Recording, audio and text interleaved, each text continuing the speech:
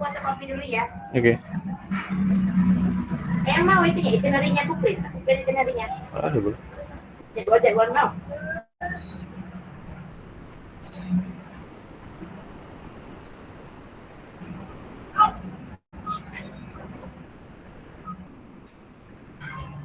Umi ada.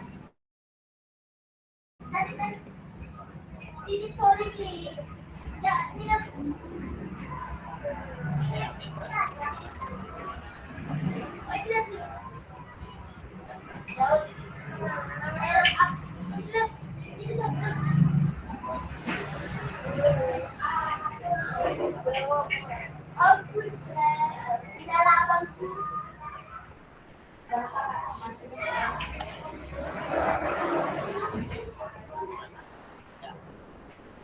Oke, kita absensi dulu ya.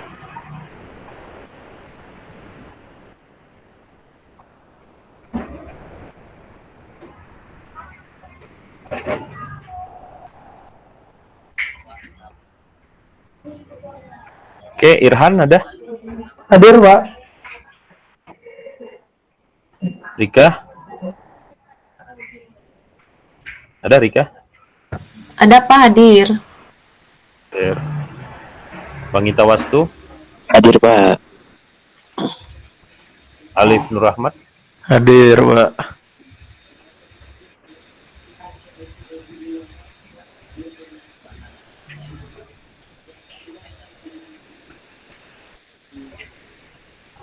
Abdul Hakim? Hadir ya. Dian Herdiana? Hadir, Pak. Abdullah Ridwan? Hadir, Pak. Oke, Adira Harjo?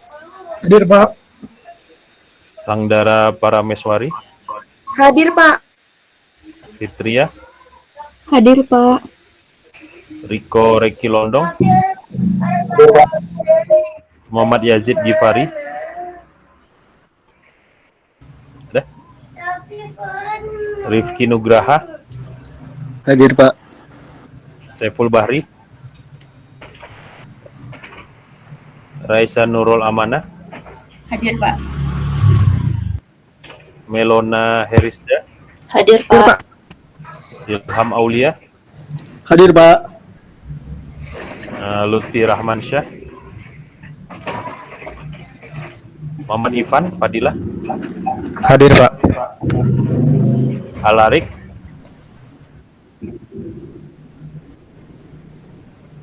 Ada Alarik? Lady Diniatullah? Pak. Saiful Bahri hadir, Pak. Siapa? Saiful Bahri, Pak. Udah nanti dulu aja. Lady hadir. Lady hadir ya. Oke, Rahmat Rambe? Hadir, Pak. Fairuz? Hadir, Pak. Muhammad Fuadi? Hadir, Pak. Hadir, Pak. Oke, Jimmy? Ada Jimmy? Ratandi? Oke, Jonathan Arya? Filia Yunike? Oh, bilang gitu nih, trouble. Farhana Zahra? Trouble ya. Hadir Pak. Yuli. Siapa? Filia. Oke. Farhana hadir? Ada Farhana? Yulio hadir? Yulio. Hadir, Pak. Oke, Irhan Fahmi? Hadir, Pak. Diki Wahyudi? Hadir, Pak. Orfala Marfa? Hadir Pak. Andika Ihsan? Hadir, Pak. Ahmad Sidik Rofiuddin? Hadir, Pak. Mima Artamevia? Hadir Pak. Hendra? Ada Hendra? Egi Alfansyah? Hadir, Pak. Rahardian? Ada Rahardian? Zakia? Hadir Pak. Faidatul Hikmah? Ada Pak. Hasbi Juri? Oke, tadi siapa yang kelewatan? Saiful Bahri, Pak. Hadir, Pak. Oh, Saiful Bahri. Oke. Hadir, Pak. Balik ya. Jimmy hadir, Pak. Oke, kalau gitu ini ya. Oke, kalau gitu Alarik ya, silakan tampilkan proposalmu Alarik. Sharing ke yang lain. Oke, baik Pak. Sebentar.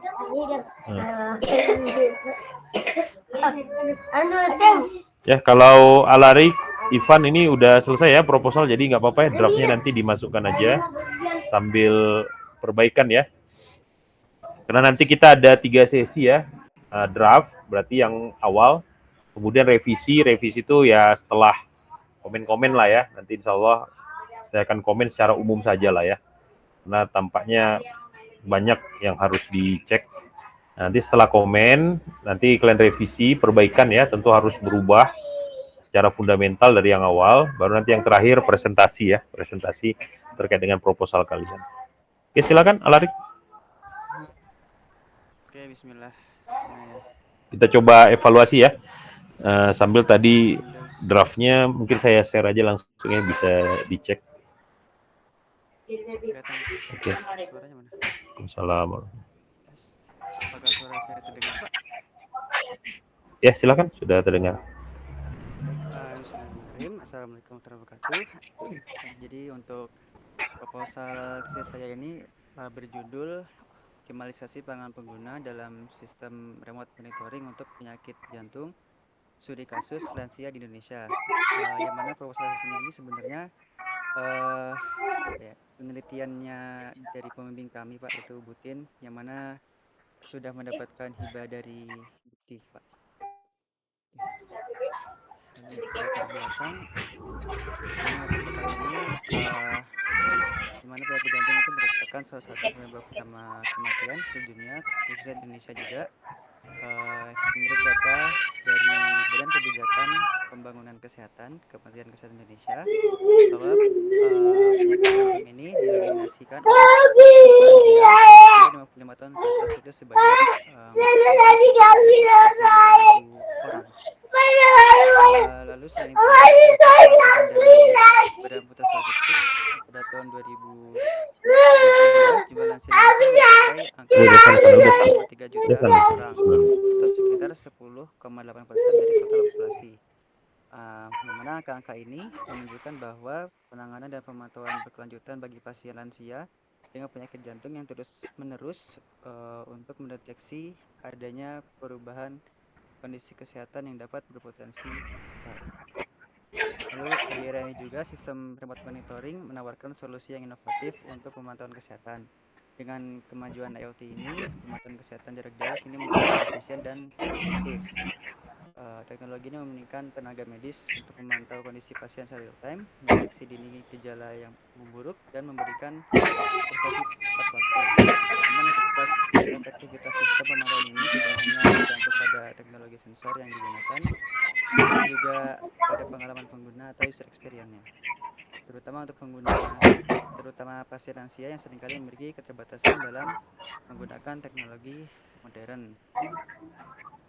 Lalu penelitian ini bertujuan untuk mengembangkan model pengalaman pengguna dalam sistem remote monitoring untuk pasien jantung dengan fokus pada lansia di Indonesia, yang mana model ini diharapkan dapat meningkatkan efektivitas penggunaan sistem serta memberikan kemudahan dan kenyamanan bagi pengguna dengan memahami faktor-faktor yang mempengaruhi pengalaman pengguna seperti antar ramah pengguna, dukungan teknis, dan keterlibatan keluarga. Penelitian ini akan memberikan kontribusi yang signifikan terhadap Siap, bentar Alarik. Oke, terima kasih. Ntar tetap di sini dulu ya. Nah, kira-kira menurut kalian gimana caranya supaya latar belakang Alarik ini bisa lebih bagus? Tadi udah saya sampaikan ya tentang latar belakang. Ada ini saran mungkin Saiful Bahri? Data mungkin Pak. Ya. Maksudnya Dika, data gimana? berupa gambar perlu nggak Pak? Kalau di latar belakang visualisasi data sebelumnya gitu. Oke, bagus ya. Nah, ini datanya ada nggak kamu tampilkan Alarik? Data terkait dengan mungkin hanya di sini Pak, berupa teks saja sih Pak. Di sini kamu sampaikan tentang sakit jantung ya yang didominasi oleh lansia dengan usia 55 tahun dan seterusnya. Nah, tapi lucunya di bawah kamu cerita tentang model pengalaman pengguna. Nah, kan berarti belum ada koneksi ya. Nah, makanya tadi saran dari Rika itu bagus tuh. Jadi coba cari kira-kira data apa sih yang harus ditampilkan supaya penelitian kamu tuh bisa terkait dengan pengalaman pengguna. Kalau hanya sekedar jumlah sakit jantung, terus kemudian jumlah lansia tadi ya, dan sebagainya, ini kan pemanis ya. Tapi pemanis kalau nggak ada makanannya ya sama aja gitu ya. Nggak enak juga gitu ya kita makan gula terus ya. Nanti diabetes salah. Ya, jadi apa nih kira-kira? Yang lain mungkin? Ini nggak apa-apa ya alergi ya, sambil kita belajar ya. Gak apa-apa, Pak. Nah, yang lain kira-kira apa nih supaya bisa mengkoneksikan? Kalau tujuannya udah kelihatan ya, tapi balik lagi, kalau kamu punya tujuan tapi nggak ada masalah, ini kan bias jadinya ya. Apalagi tadi kamu cerita ini program atau proyeknya dosen. Nah, ini lebih hati-hati lagi kita. Kenapa? Karena kalau kita tidak tahu seluk-beluknya, alhasil nanti aplikasinya atau hasil akhir dari penelitian tersebut bisa saja berbeda ya dengan yang diharapkan. Dan ini sering terjadi ya, ketika akhirnya dosen kesel gitu atau dosen nggak puas lah gitu dengan penelitian yang dilakukan oleh kita gitu. Karena seluk-beluknya nggak dalam gitu kita pahami. Mungkin ada lagi yang lain, Jimmy, kira-kira apa nih Jimmy tambahannya? Kalau mungkin tadi kan dia itu masalahnya terkait yang penyakit jantung dan juga sistemnya remote itu ya, monitoring ya. Mungkin bisa dibuat kayak bridging mungkin terkait misalkan nih dari data statistik penyakit jantung itu kira-kira secara statistik berapa sih, dan juga monitoring itu saat ini tuh perkembangan monitoring seperti apa, sehingga bisa diusulkan kayak mungkin remote monitoring yang lebih canggih yang menggunakan IoT gitu. Kan pasti kan ada sistem remote monitoring sebelumnya, tapi masih mempunyai kekurangan gitu lah, sehingga dari sini diajukan menggunakan IoT gitu sih Pak. Bukan, itu tujuan. Ingat ya, latar belakang balik lagi tadi ya. Ini kayak kamu cerita pengalaman kamu gitu. Kalau tujuan lain lagi ya. Jadi latar belakang itu harusnya lebih banyak membahas pengalaman kamu gitu. Nah, kalau kamu nggak mengalaminya secara langsung, berarti kamu share pengalaman orang. Ya, pengalaman siapa itu ya? Pengalaman peneliti-peneliti yang dia mengemukakan ada masalah di sini, ada isu di sini, ada trouble di sini, ada hambatan di sini, ada apa lagi, deadlock di sini, bottleneck di sini. Itu yang kalian ceritakan. Ya, kayak cerita sharing biasa. Ya, dan itu nggak terlihat secara eksplisit di latar belakang ini gitu. Jadi jangan malah tambah udah nggak terlihat terus ditambah lagi tujuan gitu. Ya, padahal kan kita bukan mau menjelaskan tujuan detailnya di sini. Tujuan itu nanti kan dijelaskan di bab 4 ya. Gimana cara kamu mencapai tujuan tersebut.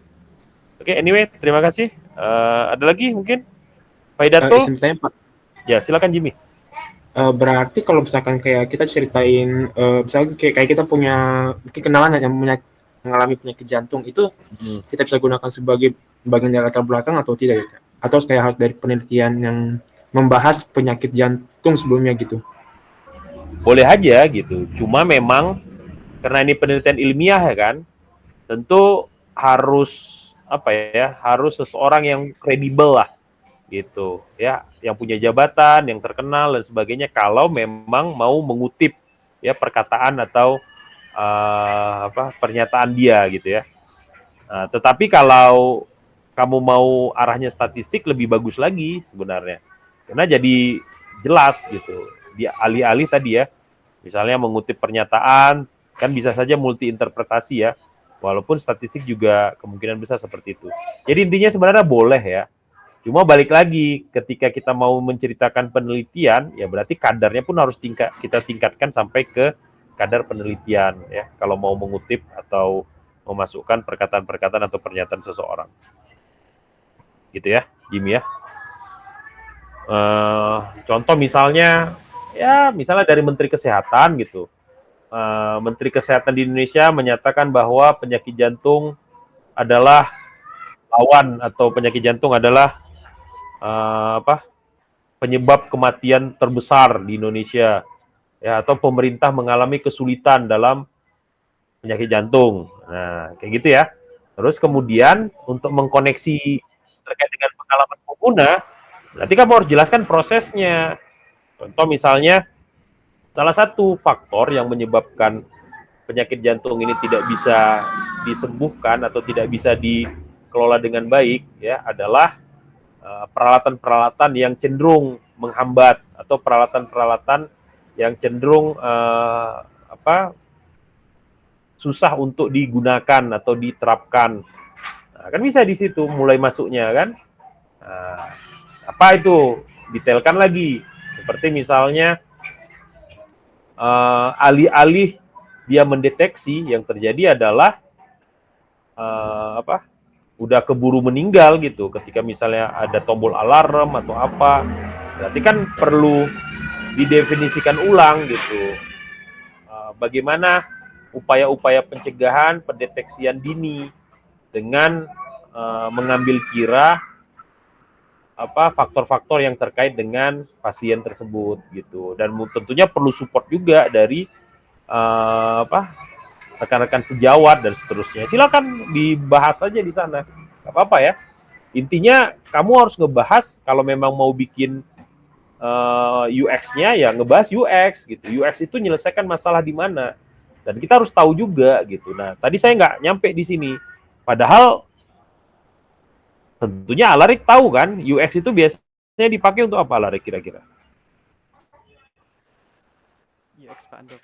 Pengalaman pengguna berarti mengukur kelayakan suatu sistem, apakah sistem ini mudah digunakan dan dipahami oleh pengguna. Seperti itu. Oke, berarti kan ada masalah, misalnya kalau tadi pemahaman ya berarti ada masalah dari sisi terlalu lama ya beradaptasi dengan suatu aplikasi atau malas ya, user cenderung malas untuk membaca frequently asked question atau membahas atau belajar terkait dengan terkait dengan guidance ya, pedoman ya. Nah, tentunya dengan adanya UX hal tersebut bisa kita kita selesaikan kan gitu. Nah, jadi tujuan itu harus juga nyambung ke sana, ya kan? Nah, jadi kamu cerita tentang penyakit jantung, terus nanti ada transisinya ngebahas tentang masalah-masalah UX, baru kemudian masukkan tujuan UX tadi, gitu. Oke. Anyway, bagus ya, Alarik. Oke, sekarang kita coba masuk ke rumusan masalah.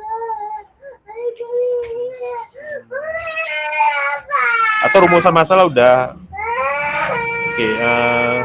Oke, rumusan masalah mungkin udah kita bahas. Mungkin ngebahas tentang kontribusi. Oke, kontribusi.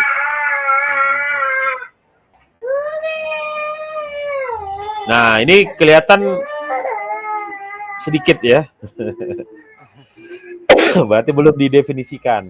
Nah, coba dibaca.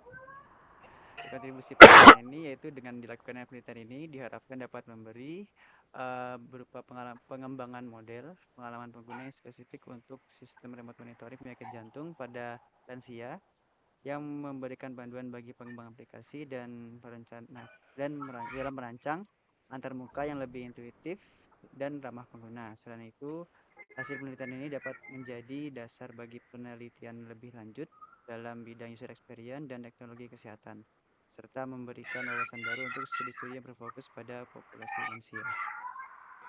Nah, ini sebenarnya keywordnya udah ada ya, tapi sayangnya Alarik hanya mengulangi apa yang ada di latar belakang tadi, yang di paragraf terakhir kan, ketika kamu nyatakan mau mengembangkan model. Nah, padahal di sini apa keywordnya coba? Ada yang bisa ini sharing kira-kira? Mungkin Zakia? Ada Zakia? Hadir, Pak. Pas. Apa ya? User experience. Ya, tadi kan kontribusi itu harus Buffet ya. Si peneliti menganggap ini target atau ini manfaatnya, si penerima atau yang merasakan juga mengatakan hal yang serupa gitu, atau mungkin bahkan lebih gitu. Nah, berarti kan ada buffet ya, ada dua arah. Nah, di sini apa tadi klaimnya Alarik? Panduan ya, memberikan panduan. Nah, itu bagus tuh manfaat. Tapi panduan yang bagaimana? Nah, di situ disampaikan sebenarnya intuitif dan ramah pengguna. Ya tidak, Zakia? Iya, Pak. Nah, menurut Zakia apakah sudah cukup?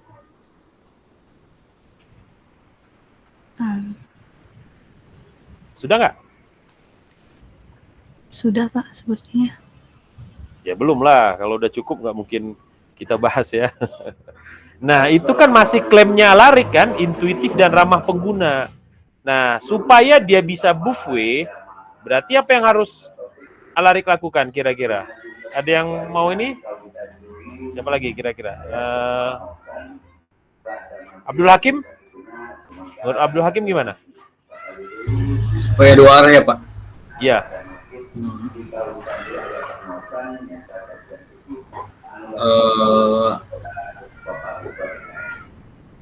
Memberikan,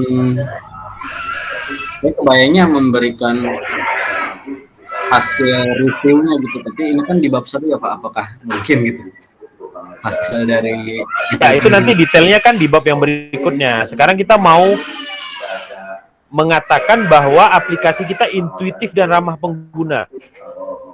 Gimana supaya bisa tervalidasi?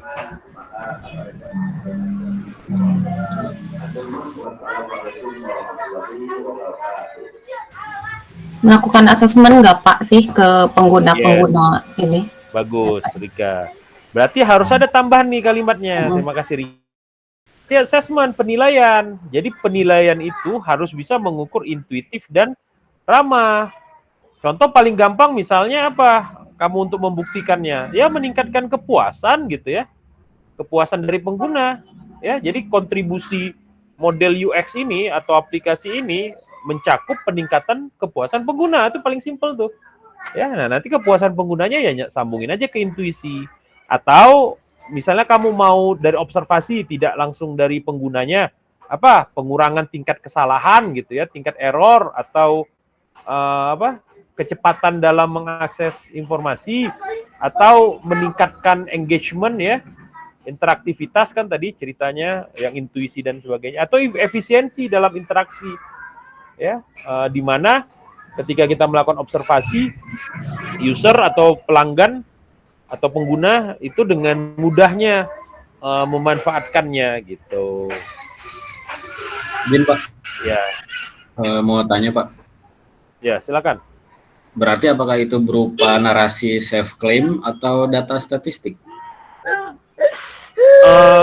Nah, inilah nanti yang akan menentukan penelitian kalian dirancang dalam konteks apa? Apakah kualitatif atau kuantitatif? Kalau tadi cerita misalnya frekuensi dan sebagainya ya berarti kuantitatif kan? Karena frekuensi angka-angka gitu. Tapi kalau misalnya kayak kepuasan pengguna, kepuasan ini kan bisa buffet, bisa kualitatif, bisa kuantitatif. Kalau kepuasannya kalian bentuk dalam latent variable, ya berarti kalian bikin model kuantitatif. Tapi kalau misalnya dalam bentuk pengakuan atau konfirmasi dari pengguna, ya yang dia menyatakan senang, dia menyatakan suka, dia menyatakan akan tetap menggunakan, nah itu bisa kualitatif. Dengan cara apa? Dengan wawancara kah? Dengan action research, ya, penelitian aksi atau tindakan kelas dan sebagainya. Ya. Nah, seperti itu ya. Jadi ada beberapa validasi-validasi atau keabsahan yang bisa kita lakukan yang dia otomatis menentukan penelitian kita, kualitatif atau kuantitatif. Ada juga yang bisa ya dipilih gitu. Nah, nanti penentuannya pada saat kita membuat metodologi penelitian. Oke. Jadi jangan hanya self claim ya, ini udah bagus.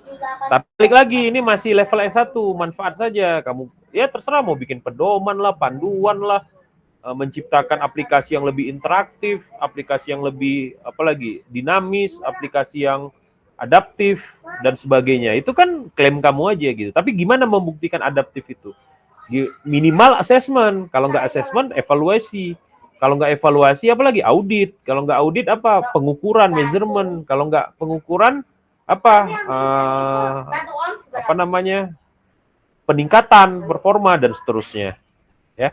Jadi harus ada, gampangnya mungkin 2 klaim lah ya. Klaim dari kamu dan klaim untuk mengukur ataupun menilai ataupun mengecek ya. Apakah memang hal tersebut telah tercapai atau tidak. Oke, seperti itu ya. Jadi nanti mungkin bisa diperbaiki terkait dengan hal ini. Oke. Berarti kayak ditambahkan mungkin hasil ujiannya gitu Pak ya, kata-katanya bahwa Enggak.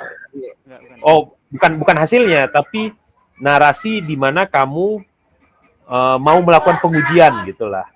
Ya. Narasi, masih narasi nih, karena nanti pengujiannya kan di bab 4 ya, atau bab 5 gitu. Yang secara lebih detail. Jadi ini intinya ingin memastikan kontribusi itu ada di sana ya. Paling gampangnya ya kalau kita mungkin belum bisa membedakan ya 2 perspektif, ya bikin sebanyak-banyaknya gitu. Ya biasanya gitu sih saya dulu diajarin. Kalau kita nggak bisa sampai level kualitas, kita coba kuantitas saja yang banyak gitu. Contoh misalnya manfaat 1, 2, 3. Kalau nggak salah dulu kan pernah diajarin tuh ya. Misalnya manfaat bagi peneliti, manfaat bagi pengguna, manfaat bagi akademis dan seterusnya. Nah biasanya gitu kan kita buatnya. Nah jangan berhenti di satu manfaat. Coba telurkan atau pikirkan manfaat yang kedua apa nih? Bagi akademisi, bagi pengguna, nah biasanya kalau sudah sampai kedua, ketiga, keempat, nah itu udah mulai kontribusi itu. Ya, biasanya ya. Tentu ini perlu latihan untuk mengekstrak pernyataan tersebut sehingga menjadi lebih jelas. Oke, ada lagi nih yang mau diteliti, yang tertarik selain kontribusi? Mungkin metode kali ya. Oke, metode biasanya sering salah itu. Oke, boleh Alarik, kita move on ke metode. Kalau anggaran mah gampang ya, tinggal dibikin aja, jadwal juga tinggal dibikin, bisa pakai Gantt chart, CPM, PERT. Kalau anggaran juga gampang ya, tinggal ya terserah kalian mau pakai laporan keuangan yang detail, nah itu lebih bagus lagi sebenarnya. Nah, ini pakai Prisma ya. Coba lihat metodenya. Ada nggak dituliskan? Metode yang bab 3 berarti Pak? Enggak, di metode reviewnya. Langkah-langkahnya ada nggak dijelaskan? Ada Pak. Sebentar. Ini untuk awal-awalnya saya jelaskan dulu ya Pak, untuk pengertian SLR. Lalu di sini saya menggunakan Pico untuk menyusun research question-nya. Research question-nya di sini ada 4. Berdasarkan Pico tadi. Lalu ini untuk keyword-nya, remote and patient and monitoring. Dan ini untuk hasilnya Pak, apa yang reviewnya. Oke. Nah, ini biasanya yang ini yang sering salah itu. Contoh misalnya di sini Scopus ya, ada 77. Terus ACM, IEEE.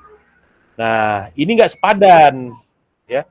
Jadi paling gampangnya itu ada apa istilahnya ya? Ada indeks ya. Ada juga yang storage, yang nyimpan paper dan sebagainya. Nah, kalau Scopus dia tuh konsepnya indeks. Jadi publisher itu kemudian diindeks sama Scopus. Selain Scopus apa lagi? Ada WOS, ada Copernicus ya dan seterusnya, EBSCO. Nah, sementara kalau IEEE, ACM, Emerald ini yang melakukan publisher atau yang menyimpan datanya. Google Scholar masuk mana? Kalau kayak gitu. Indeks ya Pak. Indeks, bagus. Nah itu dia. Jadi kalau kamu mau masukkan sebagai tempat untuk digunakan dalam proses systematic literature review, pastikan dia sepadan, equal gitu. Jadi publisher ya dengan publisher, indeks dengan indeks. Harusnya lawannya ya Scopus. Misalnya mau ini ya Google Scholar, Scopus, terus kemudian tadi Copernicus, WOS dan sebagainya. Tapi kalau kamu fokus ke publishernya berarti IEEE, ACM, Emerald, ya, Prosedia misalnya, IIP dan sebagainya. Ya, sehingga jelas dia ini indexer atau publisher. Karena kalau indexer bisa saja dia ada banyak publisher di dalamnya kan? Seperti Google Scholar kan ya macam-macam gitu, dari mana aja gitu. Begitu juga Scopus dari mana aja gitu. Oke, itu yang pertama ya, yang harus diperhatikan kalau mau mengeksekusi SLR. Oke, yang kedua yang sering salah itu coba cek di, nah ini yang saya bilang tadi salah ya. Saya masukin Gmail-nya pakai email ini, bukan email mahasiswa. Oke, untuk ininya proses filteringnya. Coba RQ kamu itu kamu pakai di mana? Maksudnya di mana, Pak? Untuk keseluruhan SLR apa? Iya, RQ ini buat apa sih sebenarnya pada Pico? Buat Untuk apa ya? Seperti membatasi sih, Pak, dari reviewnya itu, Pak. Jadi harus Ya. SLR menjawab RQ ini. Pembatasannya di mana masuknya? Kamu konversikan dia menjadi apa dalam SLR ini? Sebagai apa ya, Pak? Sebagai RQ, Pak. Nah, ini dia yang sering ini ya, sering tidak connected antara maunya kita dengan hasil. Jadi RQ itu kita konversikan menjadi keyword dalam proses pencarian. Ya, di sini kan kamu udah bikin tuh elemennya.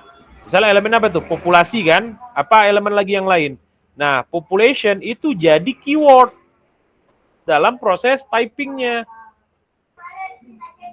Jadi nanti kalau kamu mau single keyword, silahkan. Nah, dijelaskan itu nanti pada saat proses ekstraksinya. Kalau kamu mau bikin kombinasi, nah kira-kira selain population, apalagi nih kombinasi-kombinasi keyword yang bisa dibikin. Ingat, ini sistematik. Sistematik itu harus bisa direplikasi. Kan nggak mungkin kamu klik keyword yang orang lain nggak tahu gitu. Kamu mencari datanya dari mana ini? Ya kan pasti keyword kan? Kamu masukkan ke advanced search-nya atau basic search dari masing-masing itu, terus kemudian muncul hasil kan? Ya tidak? Nah, makanya harus jelas keyword apa yang kamu gunakan. Oke, sehingga hasilnya pun jadi kelihatan apa. Ini belum lagi beberapa search engine itu pakainya semantik. Nah, ini lebih ini lagi kan? Makanya tadi saya bilang kalau kamu pakai indexer ya seperti Scopus dan sebagainya, kemungkinan besar mereka sudah memberlakukan semantik dalam proses pencarian pencarian paper-papernya. Sementara kalau yang publisher mungkin mereka bikin dua tuh, basic search sama advanced search.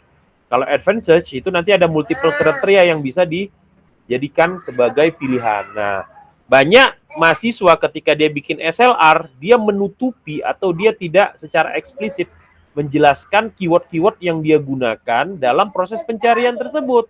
Bahkan kalaupun pakai aplikasi ya seperti Watase dan sebagainya, ya tampilkan keyword apa nih yang kamu pakai.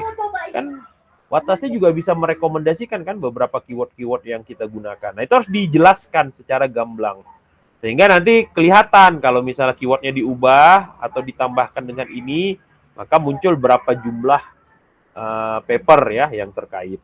Oke, itu juga harus diperhatikan ya, dan ini sering menjadi kesalahan ketika menerapkan SLR. Terus turun lagi ke bawah. Nah, itu contoh kan kamu ada buat itu, contoh atas tuh kan. Google sekolah dengan menggunakan SESCI, remote, patient monitoring, user experience design. Nah, pertanyaannya mana comparison, mana outcome, mana population? Nggak masuk kan? Padahal kamu kan mau nyari itu. Tapi kok malah muncul kalimat yang lain, yang tidak atau yang bukan dari RQ kamu. Dapat gambarannya Alarik? Bagaimana ya? Jadi keywordnya ini tuh harusnya salah satu dari 4 tadi gitu Pak ya. Harus menjawab salah satu. Iya. Ya, makanya desain itu pertanyaan apa desain itu? Kenapa kamu cari pakai desain? Experience. Pernyataan apa itu experience? Monitoring. Nggak ada semua kan? Oh, monitoring tuh remote. Tapi kamu carinya itu comparison ya, elemennya comparison. Bukan monitoring. Nah, makanya ini kan agak aneh ya ketika RQ kamu memfokuskan kepada perbandingan, tapi keyword yang kamu gunakan malah monitoring. Begitu juga yang RQ4 kan, elemen yang mau kamu cari adalah outcome, hasil, tapi yang kamu jadikan sebagai keyword malah experience. Nah, itu gap-nya muncul. Ya, dari kita menerjemahkan RQ menjadi keyword. Jadi proses konversinya itu harus jelas. Nah, harusnya gini. Contoh misalnya comparison ya, elemen yang mau kamu cari. Ya udah cari aja comparison plus monitoring, comparison plus remote, comparison apalagi remote passion, comparison platform remote passion. Terserah mau kombinasi-kombinasinya bagaimana. Jadi di setiap RQ itu bisa saja ada 10 keyword, 11 keyword. It's okay untuk menjawab RQ3. Kalau kamu pakai monitoring nggak terjawab RQ3. Oke. Oke, paham, Pak. Nah, jadi kayak gitu ya. Banyak apa ya, kayak search key-nya itu harus dari setiap population ada sendiri search key-nya, intervention ada sendiri gitu ya, Pak ya. Yes, yes. Nah, makanya RQ jangan terlalu banyak. Kalau RQ terlalu banyak, berarti tujuan nanti yang di atas juga akan terdampak kan? RQ mah sikit-sikit aja, kecuali memang penelitian kamu mau ngubek-ngubek tentang suatu topik gitu dari banyak perspektif ya. Nanti mungkin dicari network social network analisisnya atau apa gitu. Ini kan berarti kamu harus bikin 4 dimensi nih. Dimensi populasi, dimensi intervensi, komparasi sama outcome. Gitu. Ya, jadi nih sering problem juga ya di situ. Oke, terus teori coba kita lihat. Ini saya bukan bongkar-bongkar kesalahan Alarik ya. Ini pasti kalian mengalami juga lah kesalahan ini ya. Ini untuk pembelajaran kita bersama ya, dan terima kasih ya Alarik udah sharing ya ke kita. Soalnya yang lain nggak berani nih. Oke, nah teori. Nah ini juga teori tentang UX itu apa? Kayak kemarin itu berarti Pak ya, yang kayak law of UX itu Pak ya harusnya. Nah, bisa gitu. Bisa juga ngebahas tentang apa ya? Teori itu kan bisa dalam bentuk model ya, model yang misalnya sering digunakan, atau framework yang sering digunakan, atau metode yang sering digunakan. Jadi perspektif teori di sini kita menjelaskan dasar-dasar pondasi yang sering dipakai orang dalam ngebahas apa, misalnya user experience ini gitu. Nah, kalau kamu mau masuki user experience-nya jangan di perspektif teori, tapi buka aja, jadikan dia subbab tersendiri gitu. Kalau hanya mau ngebahas definisi user experience, terus kemudian perkataan-perkataan akademisi tentang user experience, bagaimana pentingnya, baru nanti turunkan misalnya ke customer journey dan sebagainya. Tapi kalau mau perspektif teori ya teori, ya model, konsep, framework, ya seperti itu. Ya jadi ini harus spesifik ya, jangan melenceng-melenceng. Jadi definisi itu bukan ke teori gitu Pak ya, teori yang kayak tadi tiap model apa saja yang pernah digunakan, frameworknya apa saja gitu Pak ya. Definisi ya definisi, ada satu subbab sendiri gitu. Jadi user experience ini ya masuk ke misalnya apa dua-dua ya user experience. Nah nanti di 2-3-nya baru perspektif teori. Gitu. Jadi kamu udah mengkerucutkan ke teori khusus tentang ya user experience gitu, atau tentang customer journey, atau tentang cara ngebikin fitur gitu ya. Law of UX itu kan cara ngebikin fitur ya, apakah dengan law of proximity kan, atau law of common ground dan sebagainya. Oke, dapat ya yang lain ya gambarannya, gambaran kasarnya.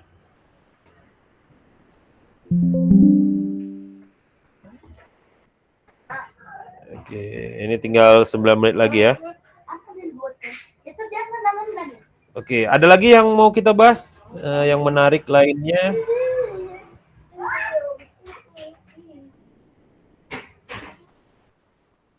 Apalagi kira-kira yang sering Hipotesa salah? boleh Pak, hipotesa. Oke, boleh, silakan. Agak bingung sih Pak. Jadi di sini saya menjelaskannya hipotesa itu implementasi desain ulang sistem monitoring pasien jantung berdasarkan model yang dikembangkan dari prinsip-prinsip desain khususnya dengan pertimbangan karakteristik lansia di Indonesia akan meningkatkan usability sistem minimal sebesar 80% berdasarkan hasil pengujian user acceptance testing. Oke, nah jadi ada 3 itu ya yang biasa, hipotesa, asumsi, atau premis. Ya. Nah biasanya hipotesa itu kalau metode pengumpulan data kita itu kuantitatif atau angka-angka ya. Nah, kalau sifatnya angka-angka berarti kan bisa diukur kan, measurement. Jadi hasilnya itu dalam bentuk pengukuran. Nah, ketika hasilnya bentuk pengukuran berarti kita harus bikin hipotesa 1, hipotesa 2, hipotesa 3. Ya, gimana pengukuran ini? Ketika kita menyatakan misalnya variabel ini pengaruh positif ke variabel ini, ya, atau konstruk ini meningkatkan konstruk ini, gitu. Jadi spesifik dia ke variabel, ke komponen atau ke konstruk yang kita bangunkan ya dalam bentuk permodelan kah, framework dan sebagainya. Nah, tapi kecenderungannya kalau UX itu jarang pakai angka. UX itu cenderung pakai wawancara kan, wawancara, observasi, apalagi action research, etnografi, ground theory, berarti cenderung kualitatif. Kalau kualitatif dia bukan hipotesa, melainkan asumsi. Ya. Nah, kalau asumsi berarti di sini kamu jelaskan saja asumsi kamu. Apa sih asumsi kamu? Ya, secara umumnya kan pasti penerapan bla bla bla UX akan bla bla bla pengguna gitu. Nah, itulah asumsinya. Paham ya? Jadi asumsi itu adalah solusi yang kita pikirkan cocok pada spesifik kasus. Jadi bukan kayak gini sebesar 80%. Ini kan hasilnya waktu pengujian gitu. Harusnya asumsi kamu ini adalah misalnya implementasi ini aplikasi ini dapat, tadi kan misalnya ngomongi kepuasan ya, dapat meningkatkan kepuasan berapa persen gitu. Kalau mau ngomongi kepuasan. Tadi yang cerita kontribusi tadi nyambung ya. Atau implementasi ini bisa meningkatkan kecepatan rata-rata mengakses bla bla bla bla gitu. Atau implementasi aplikasi ini apalagi misalnya tadi ngomongi kecepatan frekuensi, meningkatkan engagement ya, laporan rutin secara atau yang berkala 1 hari 3 kali gitu ya. Jadi di sini asumsi ini kaitannya dengan tujuan yang kita jelaskan di latar belakang dan kemudian kita detailkan di kontribusi ya, dan nanti kita akan uji apakah asumsi kita ini tercapai ya atau tidak. Jadi gitu ya asumsi. Beda dengan hipotesa. Kalau hipotesa dia langsung spesifik ke konstruk, ke variabel yang nanti kita bangunkan ya, karena pengukurannya dalam bentuk angka ya. Tetapi kalau kualitas sebenarnya hampir sama lah ya, cuma nanti data yang dikumpulkan itu akan berpengaruh ya, seperti tadi saya contoh misalnya puas ya. Kalau puasnya dalam bentuk kuantitatif berarti kita mengukurnya pengaruh positif, pengaruh negatif. Kalau data kualitatif sifatnya narasi ya, berarti kita sampaikan sering, lebih kurang, banyak dan sebagainya. Oke, anyway ini sudah habis ya waktunya. Mungkin itu yang bisa saya sampaikan ya. Nanti pengumpulan terakhir Senin ya, Senin sore. Lebih kurang saya mohon maaf ya. Subhanakallahumma rabbana wa bihamdi asyhadu alla ilaha illa anta astaghfiruka wa atubu ilaik. Terima kasih semua ya. Mohon maaf kalau ada kata-kata saya yang salah. Nanti mungkin kita atur ya setelah pengumpulan draft ini gimana caranya supaya pembahasan jadi lebih dalam ya tentang penyelesaian semuanya. Terima kasih semua ya. Assalamualaikum warahmatullahi wabarakatuh. Waalaikumsalam warahmatullahi wabarakatuh. Terima kasih, Pak. Sama. Terima kasih Pak.